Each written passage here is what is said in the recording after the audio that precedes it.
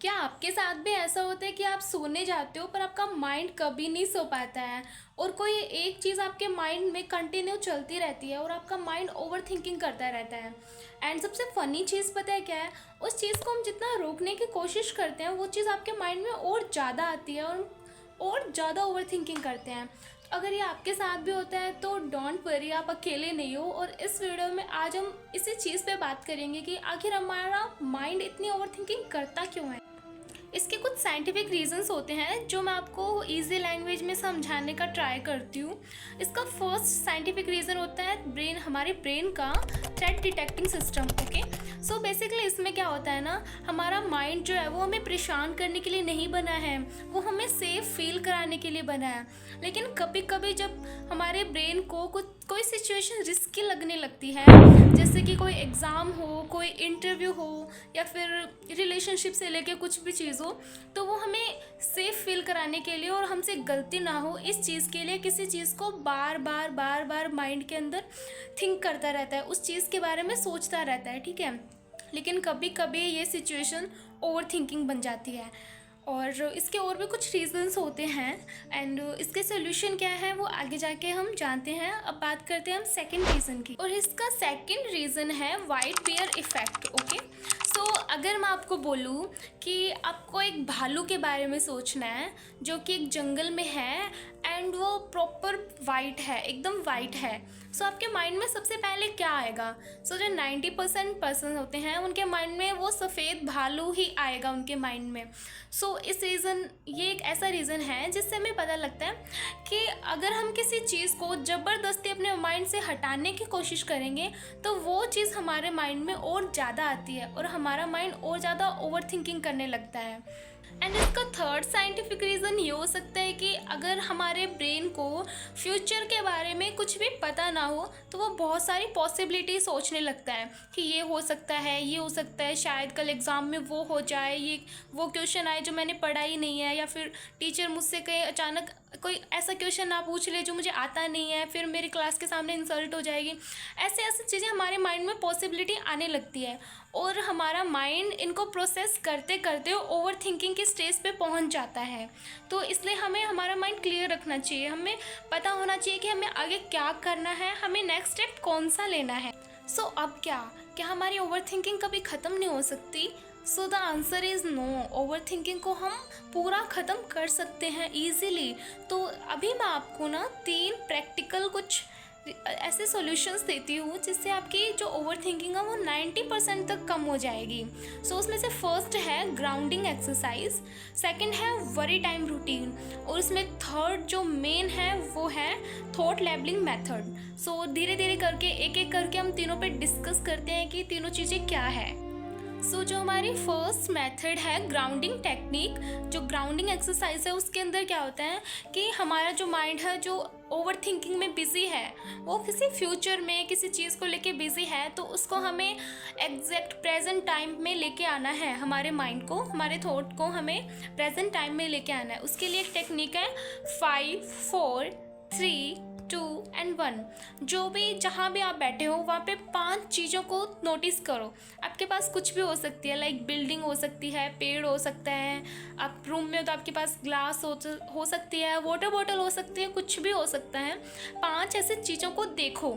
And second जो 4 number का है, 4 चीज़ें आपको छूकर फील करनी है, आपको टच करना है, जैसे आपकी बॉडी या फिर कोई टेबल, कोई पेड़, ऐसे आपको टच करना है। 3 चीज़ों को आपको आवाज़ सुननी है, आसपास जो भी आवाज़ आ रही है, लाइक चिड़ियों की आ रही है, बादल के गरजने की आ रही है, ट्रैफिक की आ रही है, वो आप आवाज़ सुनो। एंड 2 चीज़ें आपको फील करनी है, महसूस करनी है, जो भी आपके आसपास में है उनको फील करो। और जो लास्ट में एक चीज़ बचती है उसको आपको टेस्ट फील करना है, किसी भी चीज़ का, जैसे पानी पूरी है, कुछ भी आपके माइंड में है उसका आपको टेस्ट फील करना है कि ओ ऐसा टेस्ट होता है। अब ये आपको सुनने में फ़नी लग रहा होगा कि इससे क्या ही होगा, बट ट्रस्ट में ये बहुत ज़्यादा इफ़ेक्टिव चीज़ है। इसको एक बार आप ट्राई करके देखो, आपका माइंड जो ओवर थिंकिंग के लूप में फंसा हुआ है ना, वो उसी टाइम प्रेजेंट में आ जाएगा, उसी टाइम एक्टिव हो जाएगा। So please do try this technique. अब सेकंड टेक्निक है वरी टाइम। सो जब भी आपको ओवर थिंकिंग हो रही हो ना, या फिर कोई भी ऐसी चीज़ आप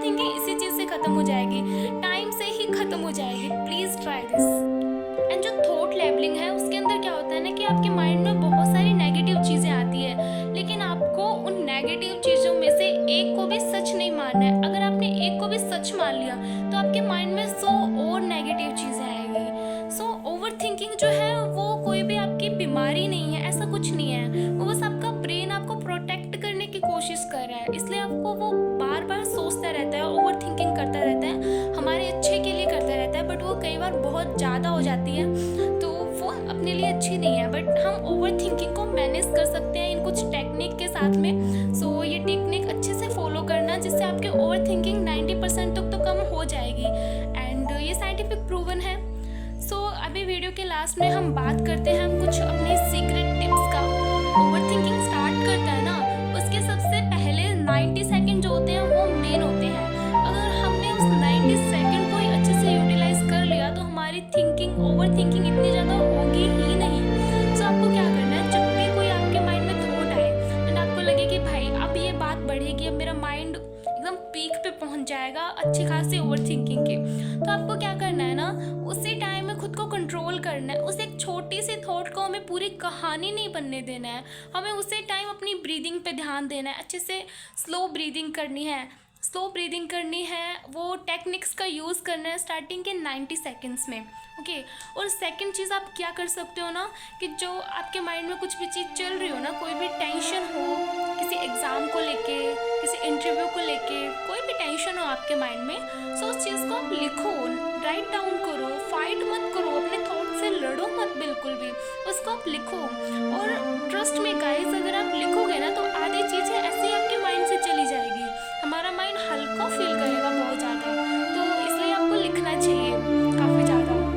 मेरी ओवर थिंकिंग भी इससे काफ़ी ज़्यादा आराम में रही है, मैनेज हुई है, क्योंकि मैं चीज़ों को राइट डाउन कर लेती हूँ। मैंने अपनी डायरी बना ली है जिसमें मैं अपनी जो भी मेरे माइंड में आता है वो चीज़ें लिख देती हूँ। सो मेरी ओवर थिंकिंग बहुत ज़्यादा नहीं बढ़ती है। सो आई होप गाइज आपने इस वीडियो को एंजॉय किया होगा और आपके लिए थोड़ी सी भी हेल्पफुल रही होगी, तो भी मेरे को बहुत खुशी होगी। ओके, मिलते हैं नेक्स्ट वीडियो।